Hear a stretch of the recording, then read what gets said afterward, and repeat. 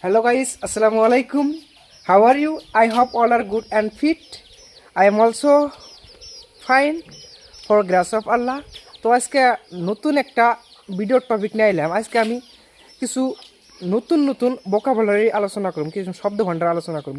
এই যে আমার পিছনে দেখতেছেন যে একটা ইটার ঘর, এই ঘরটা একদম কমপ্লিট হয় নাই, যদিও কিছু একটা হয়েছে। তো এখান থেকে কিছু একটা ইংরেজি শেখার চেষ্টা করুন, ঠিক আছে? প্রথমত দেখেন একটা পোস্ট, ঠিক আছে? এই পোস্টের মধ্যে লাগছে কি পাথর। পাথর ইংলিশটা হলো কি স্টোন, স্টোন মানে পাথর। তারপর লাগছে কি বালি, বালির ইংলিশ হলো কি সন্ট, সন্ট মানে বালু বা বালি, ঠিক আছে? তারপর হলো কি লাগছে ধরেন সিমেন্ট, সিমেন্টের ইংলিশে তো সিমেন্টই হয়। তারপর লাগছে কি রড বা লোহা, লোহার ইংলিশ হচ্ছে আয়রন, আয়রন মানে লোহা। তারপরে আপনারা দেখছেন এই যে ইটা না হলে তো ঘর হবই না, ঠিক আছে? ইটার ইংলিশটা হলো কি ব্রিক্স, ব্রিক্স মানে ইটা। তো তারপরে ওই ভিতরে দেখেন যে বাঁশ দিয়া কি করছে ভাড়া বান্ধিছে। এই বাঁশের ইংলিশটা কি জানেন? বাঁশ ইংলিশটা হচ্ছে ব্যাম্বো, বাঁশ ইংলিশ ব্যাম্বো।